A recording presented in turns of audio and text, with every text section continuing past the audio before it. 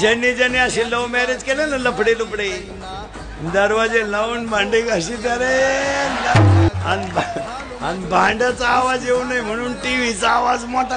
येड पोरग म्हणतो मला देखणी बायको पाहिजे. उगाच भंगरी, वन साइड भांग, बागलात गोचिड्या, अंडरपॅन्टला वा, वन साइड भांग पाडी तर बागलात गोचिड्या.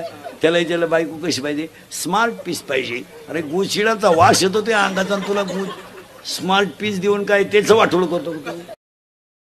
नवीन सून घरात आली ना, नवीन येईन त्याच्या पाया पडत. आपल्याला त्याची जबाईचा आली काय नाही,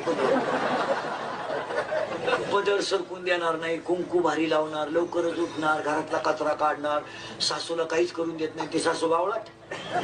वयाच्या मानाने व्यसन नाही. आपलं वय आहे कमी आणि ब्रँड आहे भारी, त्यामुळे तो मेंदू शून्य करून टाकितो. आणि शून्य मेंदू झाला का ते भरमिष्टवाणी मोटरसायकलवर चाललं, कुत्र्याला लात आणतं ते. लोक म्हणतात तिचं माझ्यावर प्रेम आहे. छुत्या आहे तू, छुत्या. तुला काय वांग कळत प्रियसी? येडा आहे तू, येडा.